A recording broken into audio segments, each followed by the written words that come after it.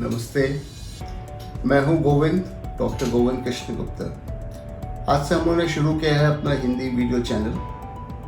मैं आपको धीरे धीरे सेक्स संबंधी सारी बातें आपको समझाता जाऊंगा। आप लोग हमसे बने रहें, जुड़े रहें। तो पहला प्रॉब्लम ये है, एक सेक्स समस्या जो दो किस्म की होती है, या तो बहुत जल्दी गिर जाता है या फिर लिंग में तनाव नहीं आता, या फिर दोनों ही समस्या जुड़ी रहती है, ना तनाव ठीक से आए और जल्दी भी गिर जाए। तो इस सिचुएशन को हम लोग बोलते हैं इरेक्टाइल डिस्फंक्शन। अब आप समझ लीजिए, इरेक्टाइल डिस्फंक्शन होने के कई कारण होते हैं। साइकोलॉजिकल, माने अगर हमें कुछ सेक्स के प्रति गलत धारणा मेरे मन में हो तो उसको हम लोग साइकोलॉजिकल बोल देते हैं। पति पत्नी के संग अगर रिश्ते थोड़े से खटास में हो तो वो भी साइकोलॉजिकल कारण हो जाता है।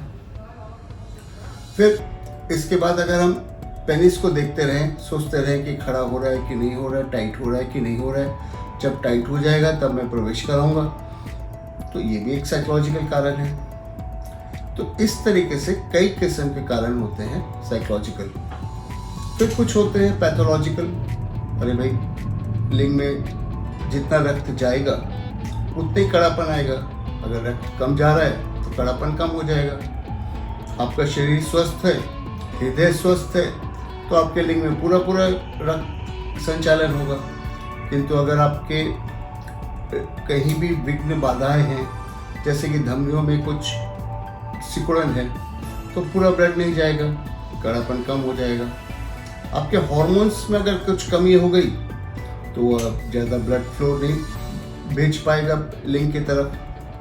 फिर आपको अगर कोई प्रॉब्लम है लिवर की या लंग्स की, तो फिर उसमें भी दिक्कत आ जाती है। तो ये सब अगर दिक्कतें आती हैं तो इनको हम लोग पैथोलॉजिकल बोल देते हैं। अब जैसे डायबिटीज़ हो जाती है, डायबिटीज़ में क्या होता है, ये जो लिंग में जो नसें हैं, शिराएं हैं, वो सुन्न हो जाती हैं, तो वो ठीक तरीके से सेंसेशन और कम्युनिकेशन ब्रेन और पेनिस के बीच में नहीं हो बैठ पाता। ब्रेन और पेनिस का एक कॉम्बिनेशन चाहिए ना, अकेला पेनिस से तो सेक्स नहीं होता, ब्रेन प्लस पेनिस से सेक्स होता है। तो ये कम्युनिकेशन में डिफेक्ट आ जाता है डायबिटिक रोगियों में, तो यहाँ भी समस्या खड़ी हो जाती है। फिर अगर आपके बॉडी में कहीं भी कोई ट्यूमर या कोई भी बीमारी हो तो भी एक समस्या खड़ी हो जाएगी, लिंग में तनाव नहीं आएगा।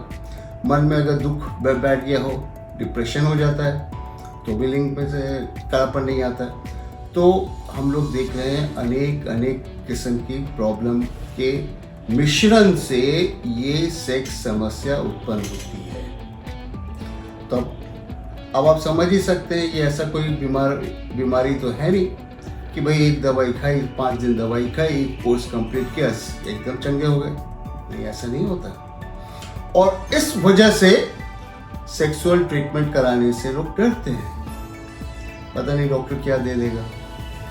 बात भी सही है। हमारे देश में जितने नीम हकीम बैठे हुए हैं, उनके पास 200 साल पुरानी विद्या है। उस 200 साल पहले लोगों को ना डिप्रेशन होता था, ना लोगों में कोई तनाव होता था, ना इतना ज़्यादा ब्लड प्रेशर की दिक्कत थी।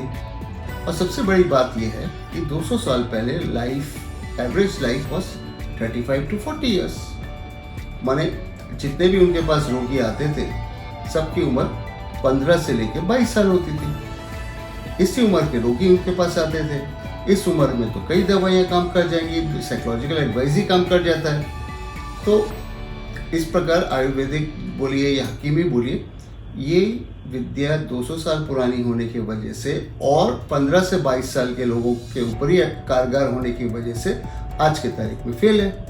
क्योंकि आज की तारीख में इंसान 30 के बाद शादी करता है, चाहता है कि हमारी सेक्स 70 साल तक चले। तो इसके लिए हम लोग हैं जो एक कंप्लीट पैकेज देते हैं। अब मान लीजिए आपके टिश्यूज़ हैं, टिश्यूज़ पेनिस के टिश्यूज़ ही समझ लें। अब पेनिस के टिश्यूज़ में कहीं खराबी आ गई, जैसे कि समझ लीजिए एक बास्केट में बहुत सारे आम पड़े, एक आम अगर सड़ने लगता है तो वो अपने इर्द गिर्द के सारे आम को भी सड़ा देता है। यही शरीर में भी होता है। टिश्यू का अगर एक सेल खराब हो जाए तो आसपास के सारे सेल्स को खराब कर देता है, फिर टिश्यू काम नहीं करता। अब टिश्यू काम नहीं करे तो उत्तेजना की दवाई क्या काम करेगी। अगर हम लोग डायबिटिक पेशेंट सोच के खाली नस का सामंजस्य बना दें तो भी काम नहीं होता। उसमें हमें जरूरत पड़ती है पेनिस के टिश्यूज को ठीक करने के लिए, जिसके लिए हमारे पास स्पेसिफिक दवाइयाँ होती हैं। तो अगर हम नस को सामंजस्य करें, उत्तेजना बढ़ाएं, साथ में टिश्यूज को भी इलाज करें, तब जाके इंसान सक्सेसफुल होता है। तो ये विद्या कठिन जटिल कहलाती है। ये इतना आसान नहीं है कि भाई दवाई दे दी, 10,000 की दवाई दे दी, 15,000 की दवाई दे दी और आप ठीक हो जाओ। नहीं, दवाई थोड़ी एक्सपेंसिव जरूर है क्योंकि बहुत लिमिटेड क्वांटिटी में बनती है, परंतु सही इलाज हमेशा सक्सेसफुल होता है। और सही इलाज के लिए हम लोग को साइकोलॉजिकली देखना पड़ता है। आप ज़्यादा टेंशन में तो नहीं हो। हमें आपको शारीरिक तरफ से देखना पड़ता है कि पेनिस में ब्लड फ्लो ठीक हो रहा है कि नहीं। पेनिस को चेक करते हैं समझने के लिए कि यहाँ पे कोई टिश्यूज में खराबी है कि नहीं। वीर्य को भी हम लोग समझने की चेष्टा करते हैं, वीर्य का उत्पादन ठीक हो रहा है कि नहीं।